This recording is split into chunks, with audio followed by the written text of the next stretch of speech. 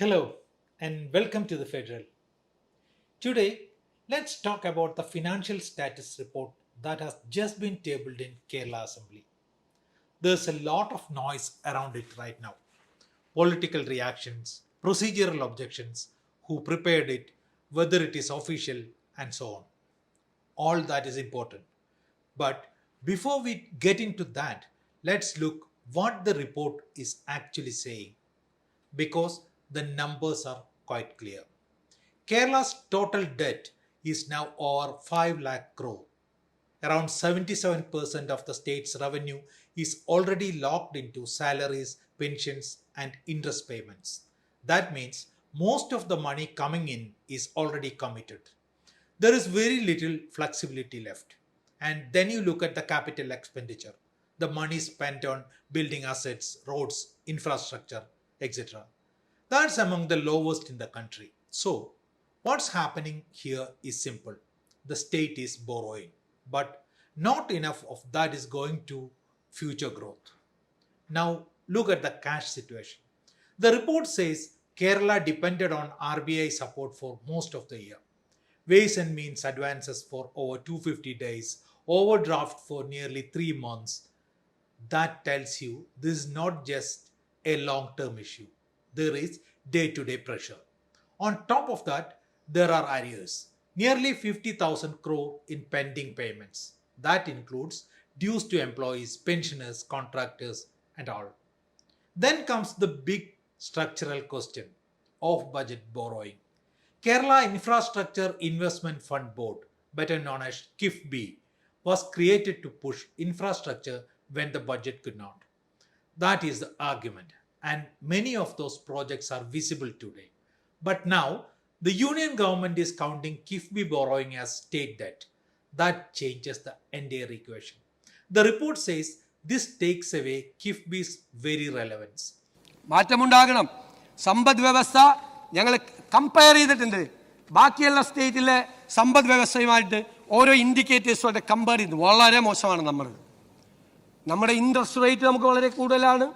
ഒരുപാട് കാര്യം കിഫ്ബിയെ കുറിച്ച് പറഞ്ഞിട്ടുണ്ട്.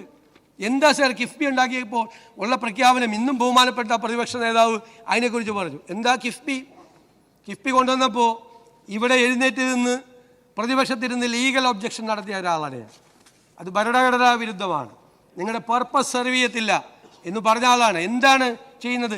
ബജറ്റിൽ നിന്ന് നമ്മുടെ വരുമാനത്തിൽ നിന്ന് ഒരു തുക എടുത്തുകൊണ്ട് പോകുന്നു എല്ലാ വർഷവും. 2000-3000 കോടിയാണ്. അതായത് നമ്മുടെ മോട്ടോർ വെഹിക്കിൾ സെസ്. അതാണ് കിഫ്ബിയുടെ ഒരു ബജറ്റിന് പുറത്താണ്, സർക്കാരിന് പുറത്താണെന്ന് പറയുന്ന സാധനമാണ്. അങ്ങോട്ട് കൊണ്ടുപോകുന്നു. ഇവിടെ നിന്നാണ് കൊണ്ടുപോകുന്നത്. ബജറ്റേതര എക്സ്ട്രാ ബജറ്ററി ഇതാണ് സംഭവമായിട്ടാണ് അവതരിപ്പിച്ചത്. ഈ പൈസ അങ്ങോട്ട് കൊണ്ടുപോകുന്നു. പിന്നെ ബാക്കി കടം മേടിക്കുക. The counter argument is also strong. If you shut down KIIFB, what is the alternative? Budget alone cannot fund this level of infrastructure. That question is still open. During the COVID time and says that the government Kerala is going to drown. This has been proved wrong by this document. That is one. The second thing is that its narrative on KIIFB. They say that KIIFB was like a decorative thing. Nothing will happen. It is like a dream. And then what the document concludes? This document presented by Sri Sadishan in the assembly to accuse the KIIFB. They say that it is a novel, innovative, institutional mechanism by which significant amount of money has been spent on infrastructure improvement, and that is to be maintained. That is the conclusion arrived in the document which is presented in the executive summary of documents. So the major two narratives spread against the LDF regime has been proved wrong. But this is where the criticism by the left becomes very important. Their argument is simple. KIIFB was created because the budget alone cannot fund large infrastructure. If you rely on the budget, many of those projects would take decades. Today, those projects are visible on the ground. They also say the concern about KIIFB creating an unsustainable burden is overstated. The model is designed so only a fixed share of revenue is used for repayment and projects are taken up with future repayment capacity in mind. Now, let's come to the most important part, the recommendations. This is where the report moves from diagnosis to direction. There is talk of restructuring public sector units, even disinvestment. There is a suggestion to merge the Civil Supplies Corporation with the State Beverages Corporation to balance losses and profits. There is a discussion on controlling long term expenditure, including relooking at the retirement age of government employees.